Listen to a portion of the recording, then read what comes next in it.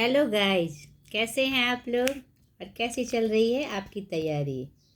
आज के इस पिता पहचान क्लासेस में यूजीसी नेट जेआरएफ जून 2025 के सीरीज में आज मैं लेके आई हूँ आपके लिए UGC net JRF paper 2 Hindi unit 3।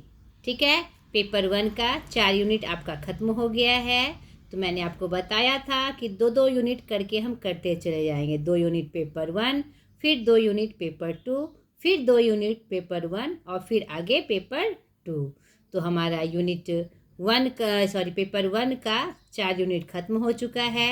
तो अब हम पेपर 2 जो मैं हिंदी करवाती हूँ उसमें यूनिट 3 में आज हम देखेंगे साहित्य शास्त्र, जो बहुत ही प्रमुख चैप्टर है हमारे यूनिट या प्रमुख यूनिट है ये हमारा। तो इसमें थोड़ा सा समझने की बात होगी, कुछ नई बातें भी आपके लिए होगी। ठीक है, तो ध्यान से इसको समझिए। तो साहित्य शास्त्र का जो कोर्स है इसे मैंने पार्ट बाय पार्ट बांट दिया है। इसका जो पूरा सिलेबस है इसमें जितनी भी बातें हैं आपको सारी जानकारी रखनी है। ये देखिए, साहित्य शास्त्र का यह फुल सिलेबस है जिसे मैंने डे 1, 2, 3, 4 और 5 में बांटा हुआ है। तो ये पूरा सिलेबस आपको अच्छे से पढ़ना है। एकदम आपकी तैयारी बेस्ट होनी चाहिए, एक भी प्रश्न छूटने नहीं चाहिए और फुल कॉन्फिडेंट के साथ आप एग्ज़ाम में बैठ सके। ठीक है, इसीलिए सारी बातों को ध्यान से आपको समझना है। तो फिर से एक बार देख लीजिए, साहित्य शास्त्र का यह फुल सिलेबस हमारा है। इसे आप स्क्रीनशॉट लेके रख सकते हैं। ठीक है, जिसे मैंने 5 डे में बांट दिया है। छोटे छोटे वीडियो के माध्यम से इसे हम अच्छे से समझेंगे। तो चलिए स्टार्ट करते हैं आज का डे 1। डे 1 में साहित्य शास्त्र में हम जानेंगे काव्य के लक्षण, काव्य हेतु और काव्य प्रयोजन। उसके बाद प्रमुख संप्रदाय और सिद्धांत की चर्चा हम देखेंगे, जिसमें भारतीय संप्रदाय और पाश्चात्य संप्रदाय दोनों की चर्चा हम देखेंगे, उसका नामकरण हम देखेंगे। और उसके बाद भारतीय संप्रदाय में के जो प्रमुख संप्रदाय हैं रस, अलंकार, रीति, ध्वनि, वक्रोक्ति और औचित्य, इसकी चर्चा हम देखेंगे। यानी कि ये जो डे फर्स्ट है हमारा साहित्य शास्त्र का, इसमें इन तीनों के बारे में हमें कंप्लीट जानकारी मिलने वाली है। तो वीडियो के अंत तक बने रहिए और मेरी बातें और भी लोगों तक तो पहुँचे, उसके लिए मेरे चैनल को शेयर करें, लाइक करें, सब्सक्राइब करें। ठीक है, ताकि मेरी मेहनत और लोगों तक पहुँचे और वह भी फुल कॉन्फिडेंट के साथ अपने एग्ज़ाम में बैठ सके। तो मैंने जितने भी पॉइंट्स हैं मैंने कोशिश की है कि कोई भी पॉइंट आपका छूटे नहीं और एग्ज़ाम व्यू से वह आपके लिए बिल्कुल सटीक हो। ठीक है, तो चलिए आगे इसके बारे में अलग अलग इन पॉइंटों को हम अच्छे से देखें। सबसे पहला पॉइंट, काव्य के लक्षण, काव्य हेतु और काव्य प्रयोजन। तो सर्वप्रथम हम काव्य के लक्षण के बारे में देख ले। साहित्य शास्त्र में काव्य के लक्षण मुख्य रूप से औदोषता, रसवक्ता और रमणीयता के रूप में माने जाते हैं। ये 3 विशेषताएं काव्य में भाव, कला और बुद्धि के एक साथ समाहित होने को दर्शाती है। ध्यान से समझिए, ये सब पॉइंट आपके प्रश्न में दोहराए जाएंगे। अब अदोषता क्या है? काव्य में दोषों का अभाव होना अर्थात त्रुटियों से रहित होना। यह क्या है? हमारा काव्य के लक्षण है। रसवक्ता क्या है? काव्य में रस यानी भावना, आनंद का होना, जो पाठकों या श्रोताओं में एक विशेष प्रकार का आनंद उत्पन्न करे, एक प्रकार की विशेष प्रकार की भावना को उत्पन्न करे। रमणीयता क्या है?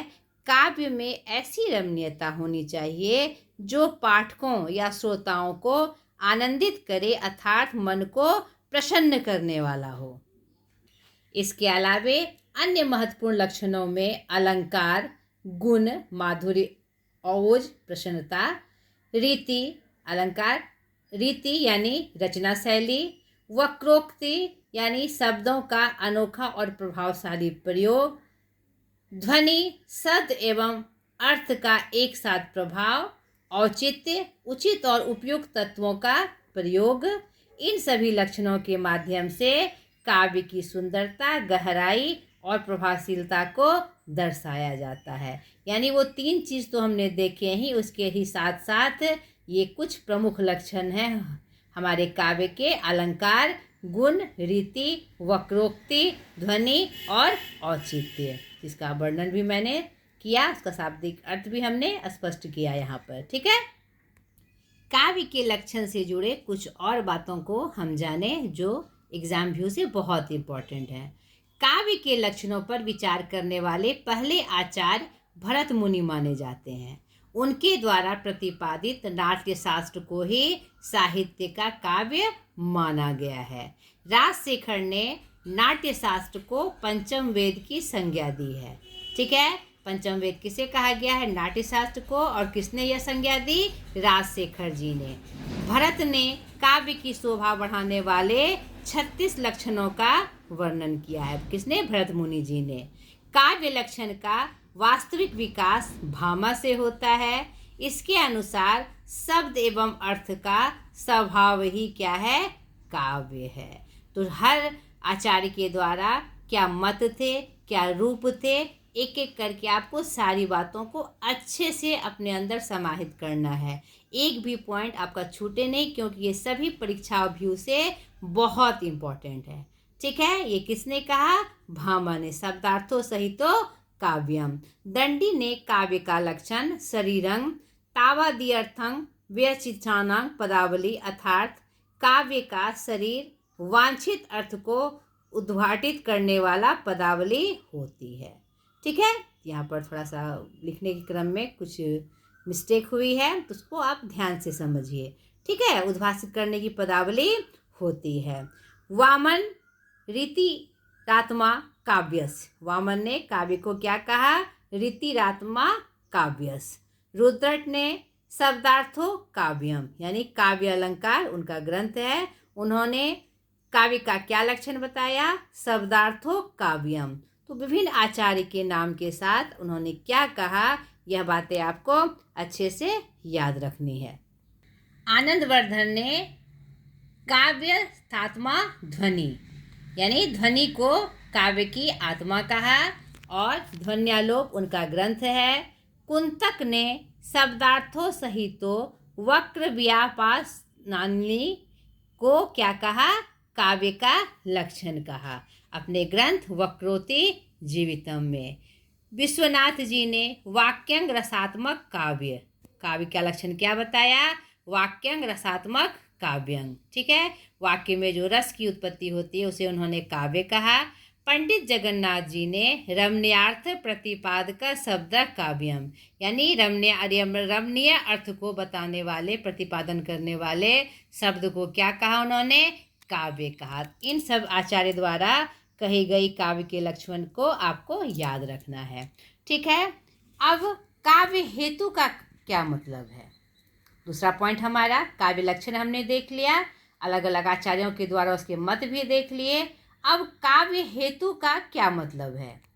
काव्य रचना के कारण या प्रेरणा। ठीक है, काव्य हेतु क्या है? यानी क्या करने की, रचना करने की प्रेरणा। संस्कृत काव्य शास्त्रों ने काव्य हेतु के 3 कारण बताए हैं: प्रतिभा, व्युत्पत्ति, अभ्यास और समाधि। ठीक है, प्रतिभा को काव्य रचना की शक्ति कहा गया है। आचार्य वामन ने प्रतिभा को कवित्व का बीज कहा है। तो किस आचार्य ने क्या कहा, किस रूप में कहा, वो आपको यहाँ भी याद रखनी है। काव्य हेतु पर विचार करने वाले भारतीय आचार्यों में भामा, दंडी, वामन, रुद्रट, कुंतक, मम्मट, पंडित जगन्नाथ का नाम आता है। ठीक है, काव्य हेतु का शाब्दिक अर्थ है साहित्य निर्माण का कारण, कि साहित्य निर्माण किस कारण से हुआ, यानी वह शक्ति जिससे कवि काव्य रचना करने में सक्षम होता है। क्लियर हुआ? समाधि अथवा अवधान भी काव्य हेतु के कारण बताए गए हैं। जिसका अर्थ है चित्त की एकाग्रता। तो 4 रूप बताए गए हैं संस्कृत काव्य शास्त्र में: प्रतिभा, व्युत्पत्ति, अभ्यास और समाधि। अब काव्य प्रयोजन क्या है, इसका भी मतलब हम देख ले। काव्य रचना से प्राप्त फल या लक्ष्य, यानी हम जो काव्य रचना करते हैं उससे क्या प्राप्त हुआ फल या किस लक्ष्य की तरफ हम अग्रसित हुए, किस लक्ष्य की प्राप्ति हुई, उसी को कौन डिनोट करता है? काव्य प्रयोजन। ठीक है। काव्य हेतु एवं काव्य प्रयोजन में इसके अंतर की चर्चा की जाती है। इससे स्पष्ट हो जाएगा कि काव्य हेतु और काव्य प्रयोजन क्या है। काव्य हेतु का मतलब है काव्य रचना के कारण, जैसे प्रतिभा, व्युत्पत्ति, अभ्यास एवं समाधि। यानी क्या मतलब हुआ इसका कि काव्य हम क्यों करते हैं, नहीं चाहे उसको लिखने की हमारे अंदर प्रतिभा है या कहीं से हमारे अंदर से वह उत्पन्न हुई है या निरंतर अभ्यास से या फिर समाधि एकाग्रचित होकर उसका परिणाम। ठीक है। और काव्य प्रयोजन क्या है?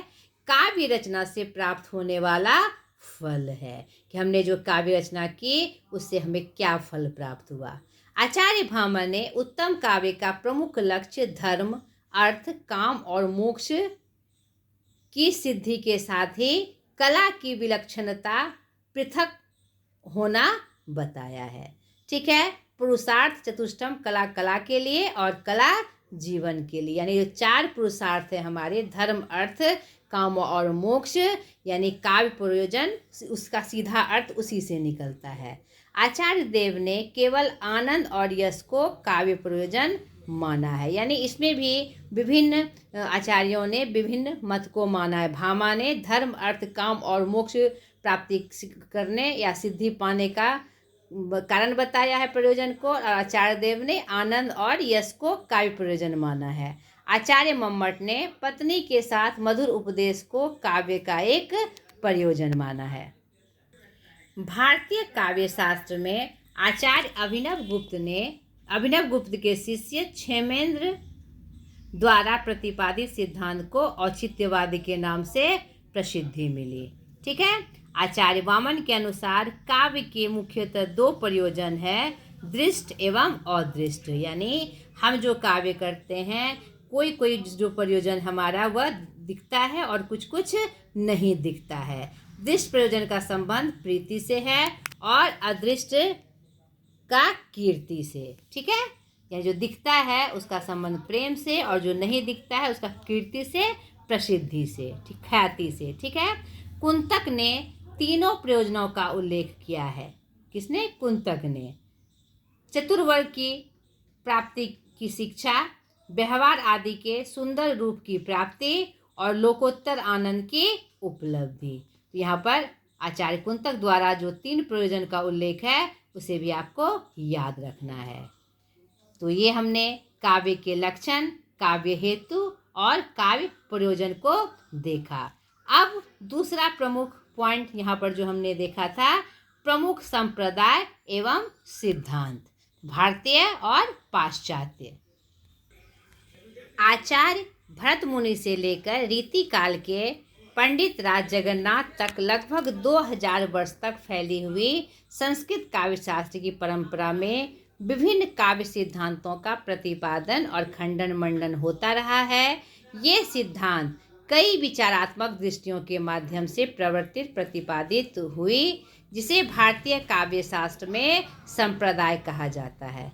ये संप्रदाय मुख्यतः 6 हैं जो अग्रलिखित हैं। तो यहाँ पर जो 6 प्रमुख संप्रदाय हुए संस्कृत के, उसकी चर्चा मैं यहाँ कर रही हूँ, और उसके प्रणेता आचार्य कौन थे और उनका ग्रंथ क्या था जिसमें उन्होंने इसका वर्णन किया है, तो वह भी यहाँ पर मैं लेकर आई हूँ। तो रस संप्रदाय, अलंकार संप्रदाय, रीति संप्रदाय, ध्वनि संप्रदाय, वक्रोक्ति संप्रदाय और औचित्य संप्रदाय। तो उनके प्रणेता रस संप्रदाय के आचार्य भरत मुनि, उनके ग्रंथ का नाम नाट्यशास्त्र। अलंकार आचार्य भामा, काव्यालंकार उनके ग्रंथ का नाम। रीति आचार्य वामन, काव्यालंकार सूत्र रीति उनके रचनाओं का नाम, ग्रंथ का नाम। आचार्य आनंदवर्धन, ध्वन्यालोक उनके ग्रंथ का नाम। आचार्य कुंतक यानी वक्रोति संप्रदाय के, वक्रोन्नति जीवितम और औचित्य आचार्य क्षेमेंद्र, इनके प्रणेता आचार्य हैं और इनके ग्रंथ का नाम क्या है? औचित्य विचार चर्चा। ठीक है। भारतीय काव्य शास्त्र की पृष्ठभूमि में संस्कृत काव्य की अनेक विशेषताओं का योगदान रहा है। संस्कृत आलोचना शास्त्र मुख्यतः सिद्धांतवादी रहा है। वहीं आचार्यों ने काव्य की आत्मा की खोज पर अधिक ध्यान दिया है। ठीक है। जबकि हिंदी में यह भारतीय काव्य शास्त्र संस्कृत, प्राकृत और अपभ्रंश भाषाओं से गुजरता हुआ आया है। आधुनिक हिंदी साहित्य में भारतेंदु हरिश्चंद्र, आचार्य रामचंद्र शुक्ल, महावीर प्रसाद द्विवेदी, हरदेव बाहरी और नंद दुलारे वाजपेयी आदि अनेक विद्वानों द्वारा इस परंपरा को आगे बढ़ाया गया।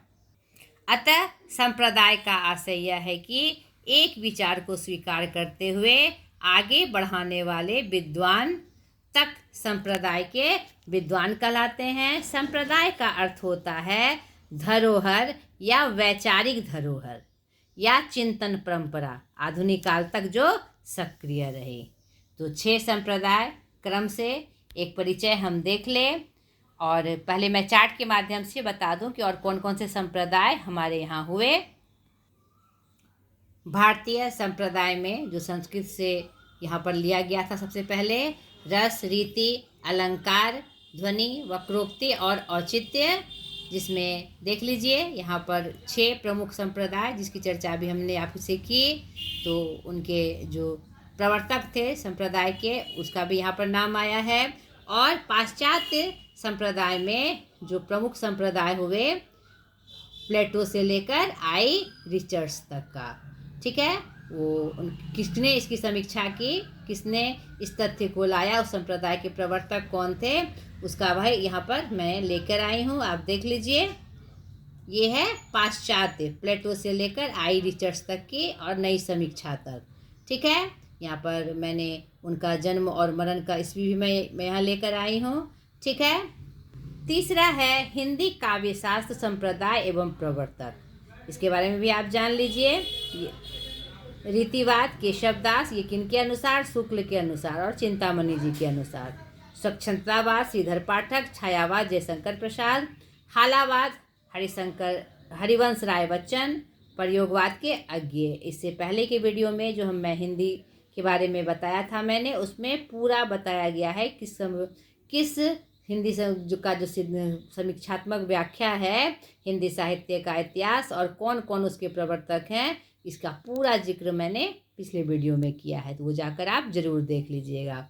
विभिन्न धर्मों के जो संप्रदाय हैं वह भी मैं लेकर आई हूँ, कभी कभी इससे भी प्रश्न बन जाते हैं। हिंदू धार्मिक संप्रदाय, शैव संप्रदाय, वैष्णव संप्रदाय, शाक्त संप्रदाय, सौर संप्रदाय। ठीक है। जिसमें संप्रदाय के कौन कौन प्रमुख प्रणेता हुए, मतेस्नान मंत्र, नाथ संप्रदाय, शंकर मत, दशनामी संप्रदाय, श्री कृष्ण प्रणवी संप्रदाय, निजानंद संप्रदाय, बौद्ध धर्म संप्रदाय। ठीक है। भैरववाद, महायान, ब्रजयान, जैन, नवयान, इस्लाम के सुन्नी शिया, जैन धर्म में श्वेतांबर दिगंबर, ईसाई धर्म में रोमन और कैथोलिक। ठीक है। ये विभिन्न धर्मों के संप्रदाय थे, कभी कभी इससे प्रश्न बनते हैं। अब 6 संस्कृत के जो प्रमुख संप्रदाय हुए जिससे हमारे सिलेबस में प्रश्न बनते हैं यूएससी नेट जेआरएफ के एग्जाम में, उसके बारे में आप इन शॉर्ट में देखिए। रस संप्रदाय, रस संप्रदाय के प्रवर्तक आचार्य भरतमुनि माने जाते हैं। उन्होंने अपने ग्रंथ नाट्य शास्त्र में रस के विभिन्न अवयवों का विवेचन किया है तथा रस सूत्र दिया। भरतमुनि का रस शास्त्र रस सूत्र है। ठीक है। जिसमें उन्होंने विभावानुभाव विवचारी संयोगात रस निष्पत्ति, अर्थात विभाव अनुभाव संचारी भाव के संयोग से रस की निष्पत्ति होती है। इस ग्रंथ में कुल 32 अध्याय हैं और इस रस सिद्धांत को सबसे पहला संप्रदाय माना जाता है। तो रस संप्रदाय से संबंधित कुछ बातें थी। अलंकार संप्रदाय, प्रवर्तक भामा, 6वीं शताब्दी। इन्होंने 37 अलंकार का निरूपण किया तथा अलंकार को काव्य का अनिवार्य तत्व घोषित किया। ठीक है। भारतीय काव्य शास्त्र की परंपरा में यह दूसरा महत्वपूर्ण संप्रदाय है। जिस प्रकार स्त्री आभूषण से सुशोभित होती है, उसी प्रकार काव्य को सजाने के लिए अलंकार की जरूरत पड़ती है। ठीक है। तीसरा प्रमुख संप्रदाय रीति संप्रदाय, प्रवर्तक कश्मीरी आचार्य वामन 9वीं शताब्दी। इन्होंने काव्य और सौंदर्य को एक दूसरे का पर्याय माना और काव्य की रीति यानी शैली को उसका प्रमुख अंग माना। वामन ने रीति संप्रदाय में गुणों को इतना महत्व दिया है कि रीति संप्रदाय का दूसरा नाम गुण संप्रदाय पड़ गया। ये बात भी आपको याद रखनी है। चौथा ध्वनि संप्रदाय, प्रवर्तक आनंदवर्धन 9वीं शताब्दी। उन्होंने अपने ग्रंथ ध्वन्यालोक में मुख्यतः 2 कार्य किए हैं। प्रथम ध्वनि का स्वरूप तथा इसके भेद प्रस्तुत किए। दूसरा रस आदि उक्त सिद्धांतों की जो विशेषता अलंकार रीति को नए रूप प्रदान करते हुए उन्हें ध्वनि सिद्धांत के अंतर्गत समाविष्ट किया। ठीक है। पांचवा प्रमुख संप्रदाय वक्रोक्ति संप्रदाय, प्रणेता आचार्य कुंतक। इन्होंने वक्रोक्ति का व्यापक अर्थ ग्रहण करते हुए इसका लक्षण एवं स्वरूप प्रस्तुत किया है। इसके अनेक भेद किए तथा इसे काव्य की आत्मा माना। ठीक है। छठा औचित्य संप्रदाय, प्रवर्तक आचार्य क्षेमेन 11वीं शताब्दी। औचित्य को काव्य की आत्मा माना और विभिन्न सिद्धांतों के बीच एक समन्वयकारी औचित्य सिद्धांत की रचना की। यानी औचित्य मतलब उचित, क्या उचित होना चाहिए काव्य के लिए, इसका वर्णन इनके औचित्य संप्रदाय में दिया गया है। इससे पहले जो हमने उनके ग्रंथ लिखाए आचार्य ग्रंथ के, उसी में उन्होंने इस काव्य का वर्णन किया है, विभिन्न संप्रदाय का वर्णन किया है। ये प्रमुख कुछ संप्रदाय थे जिसकी हमने चर्चा की। यहाँ पर एक बात और मैं प्रमुखता से आपको बताऊंगी कि रस संप्रदाय में रस के बारे में क्या क्या उन्होंने निरूपित किया। ठीक है। और उसके बाद अलंकार संप्रदाय में अलंकार कितने प्रकार के होते हैं, अलंकार क्या है, नहीं शब्दालंकार, अर्थालंकार, उसके कितने भेद, ये प्रमुख रूप से मैंने इसका वीडियो डाला हुआ है। वह मैं आपको प्लेलिस्ट में डाल दूंगी। इसी के साथ प्लेलिस्ट में मैं डाल दूंगी रस अलंकार को, तो वह आप अलग से ज़रूर देख लीजिएगा इसी क्रम में। यह बहुत इम्पॉर्टेंट है क्योंकि इससे भी प्रश्न पूछे जाते हैं। यानी रस क्या है, रस कितने प्रकार के हैं, ठीक है, उसकी क्या व्याख्या है, और अलंकार क्या है, अलंकार के प्रकार क्या हैं, उसकी पूरी व्याख्या मैंने वीडियो बनाया हुआ है। तो इसी के साथ मैं प्लेलिस्ट में डाल दूंगी, तो वो आप ज़रूर देख लीजिएगा, ये आपके लिए बहुत सहयोगी होगा। तो आज के डे 1 का जो प्रमुख बिंदु था हमारा काव्य के लक्षण, काव्य हेतु और काव्य प्रयोजन, प्रमुख संप्रदाय और सिद्धांत, जिसमें हमने भारतीय संप्रदाय की चर्चा डिटेल से देखी, जिसमें रस, अलंकार, रीति, ध्वनि, वक्रोक्ति और औचित्य के बारे में हमने जाना। और रस और अलंकार का पूरा डिटेल जो है पूरा मैं आपको उसमें प्लेलिस्ट में डाल दूंगी, उसे आप ज़रूर देख लीजिएगा। तो ये आपका डे 1 यहीं पर समाप्त हो गया। अगले वीडियो में मैं इसी यूनिट का यानी साहित्य शास्त्र का डे 2 लेकर आऊँगी, जिसमें हम जानेंगे रस निष्पत्ति, साधारणीकरण और उसके बाद शब्द शक्ति, काव्य गुण और काव्य दोष, ये क्या होते हैं, यह भी बहुत इम्पॉर्टेंट है। तो आज तक के लिए इतना ही। ढेर सारी शुभकामनाओं के साथ मैं अपने वीडियो को यहीं समाप्त करती हूँ। बाय।